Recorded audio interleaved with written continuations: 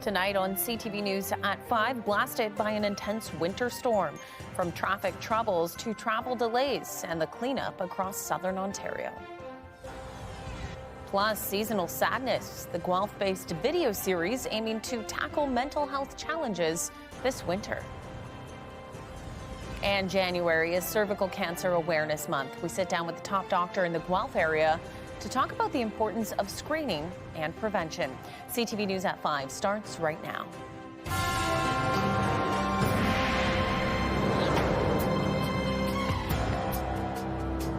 Good afternoon, everyone. Thanks for joining us. Heavy snowfall hits southwestern Ontario. It started last night and intensified as the hours went on. Environment Canada says while they predicted up to 10 centimeters with this storm, in the end, about 30 centimeters fell. CTV's Krista Simpson joins us from outside our studios here in Kitchener. And Krista, it was a day of cleaning up and cleaning up again. Leanne, the snow was so intense that it would take multiple rounds to clear out, whether we're talking people with their shovels and snow blowers or city crews on the roads. Schools were shut down and people encouraged to stay off the roads if at all possible. The regional police reported 105 crashes in the last 24 hours on the roads they patrol. A crash on Highway 7A eastbound also led to a closure for part of the morning. All this snow falling in less than a 24-hour period, it led Environment Canada to upgrade to an orange warning on Thursday morning, given the anticipated impact. And even though the warning was lifted early afternoon and the snow has now tapered off, the cleanup will continue for some time, and roads, sidewalks, and other surfaces may be slippery. The roads are still going to be quite treacherous at this point. There's likely going to be ice as well underneath that snow because of the fact that we did have milder temperatures in the last couple of days. Coming up at 6, we'll have more on the impact of all this snow. The City of Kitchener has declared a significant weather event, warning residents that it will take longer than usual to clean it all up. Leanne. Yeah, okay. Krista, thanks so much. CTV's Krista Simpson reporting in Kitchener tonight. And Ashley Bacon's here as we take a deeper dive into that forecast. Ash, waking up this morning, it seemed like life was canceled because school closures, yes, bus cancellations, classes canceled out there as well. So, yeah, wasn't ready for it, really. No, I don't think anybody was. I mean, myself included. I woke up expecting that 10 to 15 maybe centimeters of snow that was predicted by Environment Canada, but gosh, was it a surprise awakening. With the snow drifts, I saw about 2 feet in front of my car I had to dig out of. So it was a big cleanup this morning. Let's take a look at what we're looking at right now on our radar. You can see that big band of precipitation that dropped all that snow. That's moved on to the east side of Canada. We are not going to get too much more flurry activity overnight. Right now, it's still quite chilly out, sitting at minus 13, feeling closer to minus 20 with the wind chill, but the wind gusts have reduced. So it's only about 24 kilometers an hour right now, Leanne. So still quite windy and a little bit cold, but overall not too bad. Yeah, not like what we saw earlier today. Okay, January brings the excitement of a new year, but can also leave people feeling blue. Experts say seasonal sadness hits hardest at the beginning of the year. So Guelph's Homewood Health is helping people feel supported. Staff with the mental health provider launched a winter wellness YouTube series. There are 8 videos that explain why people may be feeling down and what they can do to help combat it. One of the suggestions is to carve out intentional moments for yourself. I think the challenge is people sometimes see mental health coping strategies as long-term. It's a lot of effort. I don't have time, right? It's always the same theme that's happening. But if you use this as just say, you know what, today I'm offering myself just one micro moment, 5 minutes to start. And the next day you do the same. And then you increase the time, then it just becomes a habit and you do it naturally. Tonight at 6, CTV's Karis Mapp will have more on the other local initiatives helping people beat the blues. Well, today was probably a day of blues, but you know what? We talk about those intentional moments, Ash. Oh, yeah. And tonight we got an epic sunset in Waterloo Region. I mean, what better way to end a storm with a sunset? The sun finally making an appearance after all of that snow, and still out there. So if you get a chance, check it out. while you can, because we are in for some more cloudy, flurry days ahead. So get it while you can. Absolutely. Stunning. Definitely the highlight of the day. Absolutely. Okay, we'll take a break. Tell you what you need to know. The Kitchener Rangers back in action tomorrow night at the Odd, facing off against the Saginaw Spirit. It is also Bell Let's Talk night at the rink. Ash, I think you're going to be there broadcasting. Be there. Yes. All right, puck drop 7 p.m. Tickets can be found online. Download the CTV News app and stay on top of local stories as they unfold. We go to a dramatic scene unfolding. Customize your feed and watch live wherever you are. ctvkitchener.ca, your home for news. January is Cervical Cancer Awareness Month, a time to learn, discuss, and take action on an important health issue that affects many people. Dr. Nicola Mercer, the Medical Officer of Health in Wellington, Dufferin, Guelph, joins us to talk more about this. Dr. Mercer, thanks for your time. Oh, thank you for having me to discuss this very important issue. Yeah, and for those who may not know, can you first tell us what cervical cancer is and who's at risk? Yeah, so cervical cancer actually is a cancer of the cervix, which is what women have. It's attached to sort of at the end of the vagina and attached to the uterus. And so this is a specific cancer that affects anybody who has a cervix. And cancer of the cervix can affect anyone, but predominantly what we see is actually a disease of young women, often women in their childbearing age. So when they come to attention, the treatment for it could affect their fertility, and it can be very devastating, but they're often young women, not exclusively, but that is the dominant cancer that we see. So with that, who should be getting screened and how often? This is a really good question. So the screening test has changed and it's a totally different test. So we know that cervical cancer is actually caused by a virus. So this virus, the HPV, human papilloma virus. So in the old days, we actually looked for cancer cells. In the new way of screening for cervical cancer, we screen for risk by looking to see if we can find this virus, because we know that the vast majority of cancer cases are caused by the virus. So we like to screen anybody who has ever been sexually active, any woman, anybody with a cervix who's ever been sexually active. You need to speak to your primary care provider and they will screen you. Now, with the new test, if we don't find that you have ever had the virus, then actually they may prolong your next test till as long as 5 years. But if they do find the virus, it now gives us a whole bunch of other options as to increased awareness, increased screening, potentially even vaccination to help you manage this virus. So it's quite a different process, and it's really targeting what is the root cause, which is the HPV virus.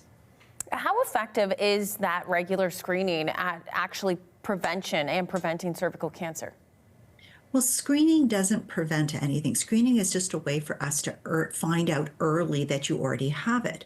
What we really want to do is prevent cervical cancer. And there's actually a vaccine that does that. It's the HPV vaccine, and it prevents not just cervical cancer, but a whole range of cancers that are caused by this very pesky virus, HPV. And so what we're hoping is that right now we're just getting ready to go into our schools in February for the grade 7, grade 8 vaccine program. So we'll often be in the schools, we'll be doing it in grade 7, catching up in grade 8, but we're trying to vaccinate young people against this virus, because this virus causes a lot of cancers and they show up later in life, often in young women. Head and neck cancers can show up in the 40s, sometimes in the 50s.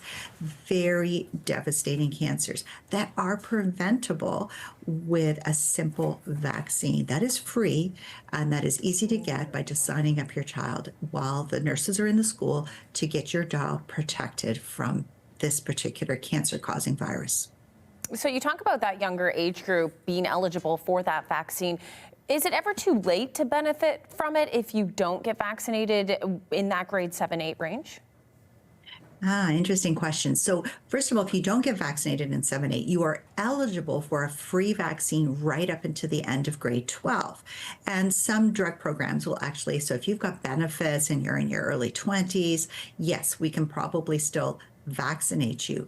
If you are at risk, if you wonder whether you're at risk, I really encourage you to speak to your primary care provider, because you may be still eligible. Actually, the vaccine can be given right through up until into the 40s for people who are at high risk or want to minimize their risk from the cancers that are caused by this particular vaccine. But those are not publicly funded. Publicly funded right now is up to the end of grade 12. If you want to have it at your family doctor's office rather than through a public health school-based clinic, we will accommodate that. But really, I want you to think about this vaccine prevents your child from getting a cancer later in their life. And I think that as parents, we all want to protect our children from cancer. Are there any warning signs that women should watch for, or is this type of cancer one that develops silently? Interesting question. So for the most part, it is a silent cancer. And when women come to medical attention, the cancer can be quite extensive, especially if they haven't been having regular screening. So if you've been screened regularly, we'll often catch it early. But again, it is far better to prevent a cancer than to treat a cancer. But for those who choose or are not able to get screening done on a regular, consistent basis, and they present later, it can actually be quite devastating. So they can present with pain, they may present with lumps in their groin, which is a cancer spreading, or potentially even vaginal bleeding, something that they're not expecting. But yeah, it's kind of a silent cancer until later in the disease. Okay, well, it's certainly an important topic and timely to talk about it during Cervical Cancer Awareness Month. Dr. Mercer, thanks so much for your time. Dr. Nicola Mercer is the Medical Officer of Health in Wellington, Dufferin, Guelph. Thanks again. And thank you. And here's what you need to know. The Phil Collins story, a celebration of his musical journey, is happening at Centre in the Square on February 5th. Tickets are selling fast. You can find yours online. Stay with us.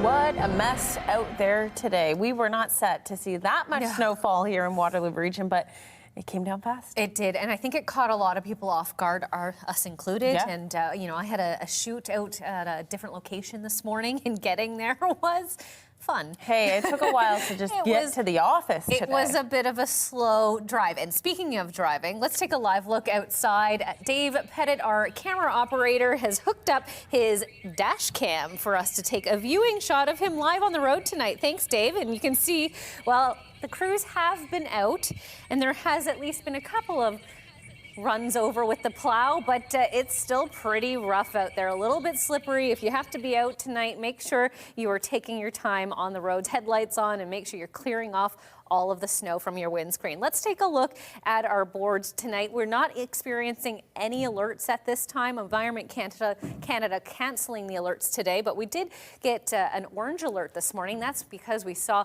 upwards of 30 centimeters of snow. This was the band of precipitation that lingered over our region, and that's what caused all of that headache. That's moved on, and we're going to see a little bit of clearing, some cloud cover, but not as much precipitation. There is some flurries expected overnight, but we're not looking for a large amount. It's just going to be a lot of blowing snow, especially with the large amounts that we've already received. We're looking at around another 10 centimeters, but that's between now and Saturday. So that's going to be spaced out over the next couple of days. So not too bad. It's not going to be a significant quick fall like we had overnight.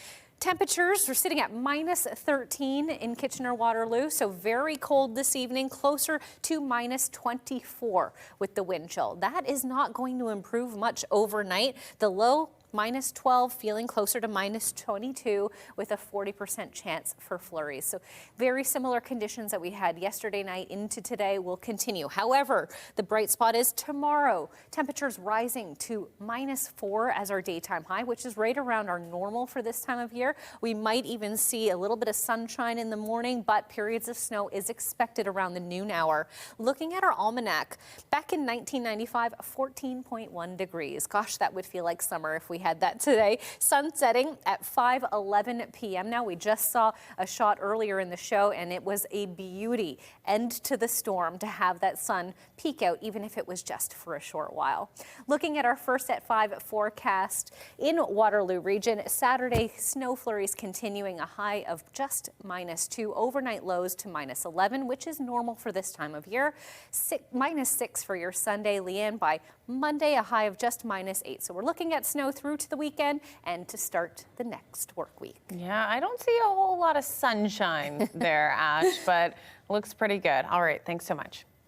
While this winter storm has caused a headache for many today, it was a welcome sight for kids across southern Ontario who had a little extra time on their hands. With many school closures, it meant there was time to get outside and play in the winter wonderland. CTV's Beth McDonnell has more. Laughing and screaming down the hill, this is what a snow day is all about. Oh my gosh! And on this snow day, there is lots of snow.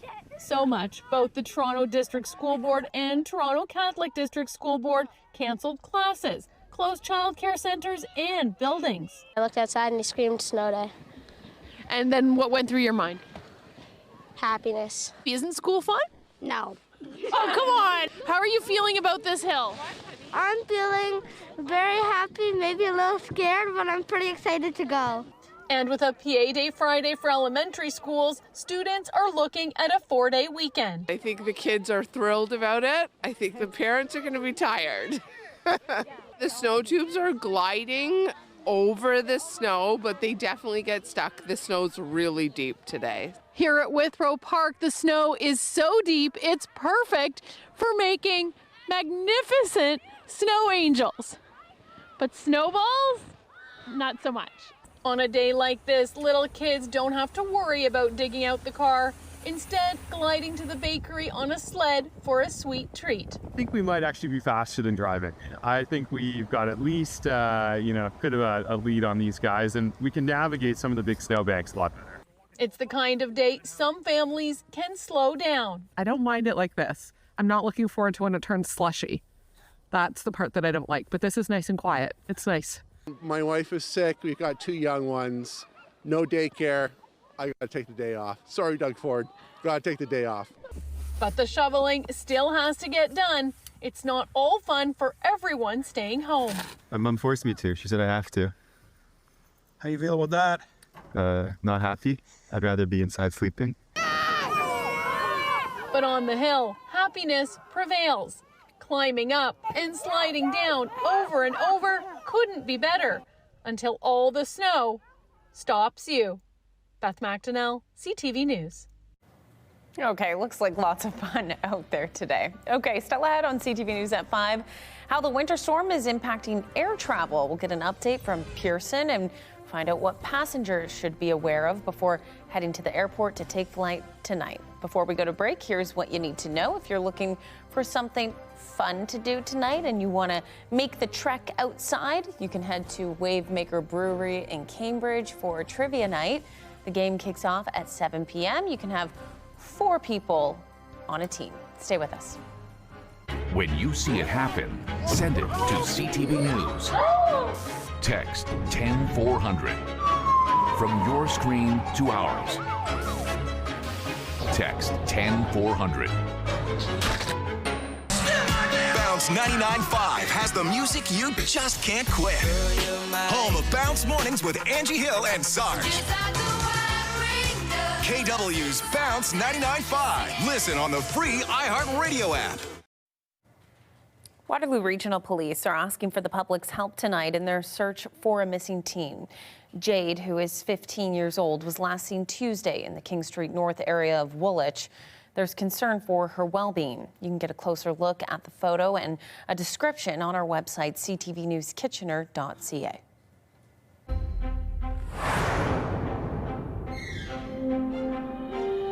And now the final 5 stories we're following. The winter storm we're experiencing isn't only causing travel delays on the roads, it's also impacting air travel. At Pearson Airport, it's been all hands on deck as the storm is impacting flights in and out of the airport. Passengers being advised to check the status of their flights online before heading there. At Billy Bishop downtown, all Air Canada flights in and out of the Island Airport were canceled today. Porter Airlines also canceled some of their flights. Different story today in Calgary, however. They are getting a taste of spring weather, but that's also creating some dangerous conditions. Emergency crews are warning people and pets to avoid walking near rivers. Last weekend, there was a water rescue where crews helped 2 people to safety after a dog fell through the ice and was never found. No river ice is ever safe with that current moving underneath it, and the changing weather conditions is very, very fragile and can break away very easily. And there's that risk that someone who breaks through that ice gets pushed by the current and potentially pushed underneath the ice shelf, which is very, very dangerous. So the best thing to do is just stay off of any river ice. The warm weather has also forced the closure of several outdoor ice rinks and the cross-country trails at Confederation Park. Here at home, the region of Waterloo says it's leaving no stone unturned when it comes to increasing the water supply. But officials say it's too early to say exactly when that will happen. Currently, the region has put any new development applications on hold until they get more answers.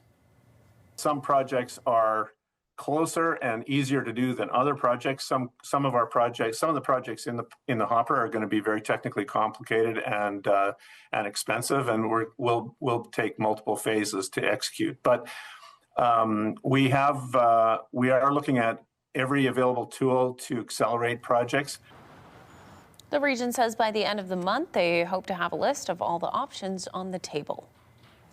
The Canadian Real Estate Association says national home sales are expected to bounce back in 2026 after sales activity slowed at the end of last year. There were more than 470,000 transactions recorded in 2025.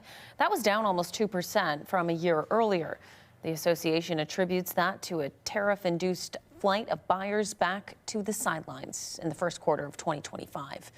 The national average price for a home in December was north of $673,000, only slightly lower than the average from the same time in 2024.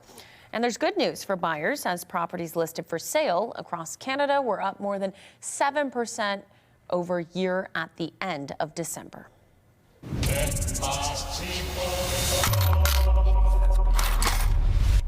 Hello, Rue.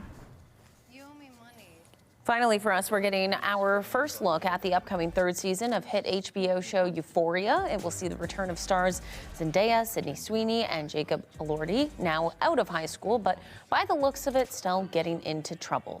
Season 3 starts streaming April 12th on Crave after more than a 4-year hiatus for the show. And we are just getting an update from Waterloo Regional Police. Jade, the 15-year-old teenager, has been found. Okay, that's our show. We'll be back at the top of the hour with your next local news. Have a great night.